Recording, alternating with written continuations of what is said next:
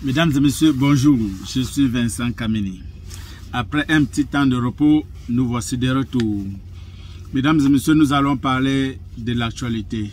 L'actualité se passe au Nigeria avec cette on-rise que les Nigériens ont décidé, n'est-ce pas, de prendre les rues, n'est-ce pas, pour manifester contre la vie chère. Parce que les Nigériens ne comprennent pas comment, depuis que Tinubu a pris le pouvoir, la vie est devenue tellement compliquée. Donc, les Nigériens ont décidé d'aller marcher. Mais le président Tinubu a fait une sortie dimanche et tout ce qu'il a pu dire, n'est-ce pas, à ses compatriotes, c'est que je vous ai compris. Mais je vous ai compris, est-ce que ça suffit? Nous pensons non. Donc, vraiment, nous pensons qu'il est temps, n'est-ce pas, de prendre certaines mesures pour alléger, n'est-ce pas, la population, parce que sinon, j'ai peur que les militaires, n'est-ce pas, finissent par prendre le pouvoir, parce qu'au moment où je vous parle, c'est en train d'aller de tous les côtés au Nigeria. Vraiment, c'est grave, c'est très grave ce qui se passe au Nigeria à ce moment-ci. Et si le président Tinubu ne prête pas attention, n'est-ce pas, à ce que la population est en train de demander, il risquera de tomber. Parce que ça a commencé comme ça là au Niger, ça a commencé comme ça au Mali, ça a commencé comme ça au Burkina Faso, en Guinée. Et nous sommes toujours dans l'Afrique de l'Ouest. Et je vous jure que si le Nigeria tombe entre les mains des militaires, ça va aller alors très très mal pour la CEDEAO. Je vous dis que si les militaires prennent le pouvoir au Nigeria, ça veut donc dire que la CEDEAO est alors morte. Parce que le Nigeria est le siège, n'est-ce pas, des institutions de la CEDEAO est basé au Nigeria. Donc, vraiment, les frères, je voulais faire cette petite sortie pour parler de ça et donner mon point de vue. Donc, je pense que le président Tinubu doit vraiment prendre des mesures. Voilà. Et il y a les petits trucs qu'il fallait faire. Le dernier président du Nigeria a signé un certain contrat avec un monsieur comme Dangote qui a construit une raffinerie vraiment grandiose. Mais Tinubu est arrivé et a décidé de vendre le pétrole aux Français, aux Américains et aux Anglais. Et cette raffinerie, comme on pensait, c'est une raffinerie, bon, c'est le plus grand raffinerie de l'Afrique subsaharienne, hein, il faut dire comme ça. Alors, on se disait qu'avec ces raffineries-là, si le pétrole nigérien était raffiné sur place, le pétrole devait coûter un peu moins cher. Mais Tinubu est arrivé, qu'est-ce qu'il a fait? Première mesure, il a enlevé les subventions comme la Banque mondiale et n'est-ce pas, les autres personnes tapées dans l'ombre ont décidé. Et ça a fait que le prix du pétrole a triplé pratiquement au Nigeria parce qu'il y avait des subventions et tout ça. Donc, on a demandé d'enlever les subventions. Il a donc enlevé les subventions. Donc, maintenant, le prix du carburant a triplé.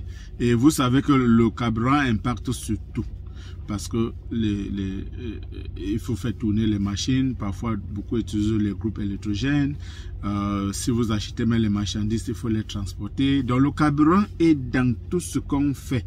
Dans tout le commerce, le carburant a un impact. Vous voyez que s'il fallait prendre 5 litres pour aller livrer un client, maintenant il faut prendre 10 ou 15 litres. Et aussi les 5 litres vont coûter 1500. Aujourd'hui, ça va vous coûter 4500. Alors vous ne pouvez plus livrer ce client au même prix que vous le livrez hier parce qu'il y a cet prix de carburant qui a augmenté et que vous êtes obligé d'introduire ce prix-là, n'est-ce pas, dans la nomenclature des prix de vos produits. Donc vraiment, nous pensons que le Nigeria est en train d'aller de mauvais côté et que le président doit prendre les décisions vraiment pour, n'est-ce pas, éviter le pire, éviter le coup d'État. Voilà. Nous sommes le 8 août 2024. Si le Nigeria ne prend pas garde, d'ici la fin de ce mois, je ne pense pas que Tinubu sera encore président au Nigeria. Je ne prédis pas qu'il y aura quelque chose, mais je dis bien, s'il ne prend pas garde, vu la manière que les choses sont en train de se passer, vu le nombre de personnes qui sont dans les rues au Nigeria, si le président Tinubu ne prend pas garde, peut-être avant la fin de ce mois, c'est un militaire qui sera aux commandes au Nigeria. si les Nigérians, si le président Tinubu peut comprendre, qu'il comprend. S'il ne peut pas comprendre et qu'il va attendre toujours que c'est les gens d'ailleurs qui lui disent qu'il faut faire, qu'il va savoir. On a chassé les militaires français partout. Tinubu les a pris pour aller mettre au Nigeria. On a chassé les militaires américains partout. Il les a pris pour mettre au Nigeria.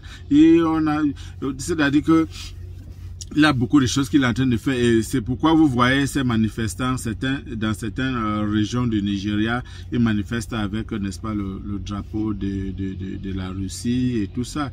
Bon, ce n'est pas pour dire à la Russie de venir, n'est-ce pas, les sauver, mais c'est de dire qu'ils préfèrent quelqu'un comme ça là qui n'est-ce pas, qui n'est pas un colonisateur, qui ne vient pas avec un esprit condescendant pour venir, n'est-ce pas, faire des choses dans votre pays. Voilà. Par contre, les autres qui sont là, c'est les gens qui sont dominants et vous savez que les vieux présidents, ils ont peur, n'est-ce pas, de ces gens-là et tout ça. Donc, il ne faut pas prendre les décisions qui s'imposent. Donc, Nigeria, faites attention. Président Tinubu, faites très attention. Si vous voulez garder votre pouvoir, vous n'avez même pas encore fait un an. Je ne sais pas si tu as déjà fait un an plein. Et si vous voulez garder votre pouvoir, faites gaffe. Faites gaffe. Il faut baisser les prix des choses. Il faut permettre à Dangote de raffiner tout le carburant du Nigeria. Oui, la dernière fois, on a pris une décision qui était salutaire, de demander que désormais que Dangote puisse acheter le carburant en Naira, parce qu'on ne peut pas être au Nigeria. Et pour acheter le carburant au Nigeria, il faut utiliser le dollar ou l'euro. Donc, vous allez aller chercher, n'est-ce pas, les devises pour acheter le carburant, parce que cette devise va aller être déposée ailleurs et avant que vous allez aller là-bas chercher. Alors que vous êtes au Nigeria, Dangote c'est un Nigérien, donc il n'a pas besoin de... Donc ça c'est une décision qui a été salutaire, c'était une bonne décision. Que désormais s'il va acheter le carburant, il achète en Naira. Comme ça l'argent reste directement au Nigeria. Parce que quand il achète en devise étrangère, cet argent ne reste pas au Nigeria, c'est déposé quelque part et il faut encore faire les démarches pour aller récupérer cet argent-là.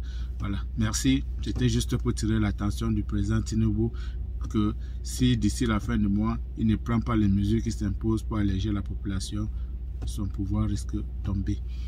Bonjour à tout le monde. Comme toujours, n'oubliez pas de vous abonner, de liker la page. Dites-nous en commentaire ce que vous pensez de ce qui se passe au Nigeria. Est-ce que vous pensez que M. Tinubu, d'ici la fin de ce mois, sera encore président au Nigeria si rien n'est fait? Dites-nous ce que vous pensez en commentaire. Merci. Bye bye.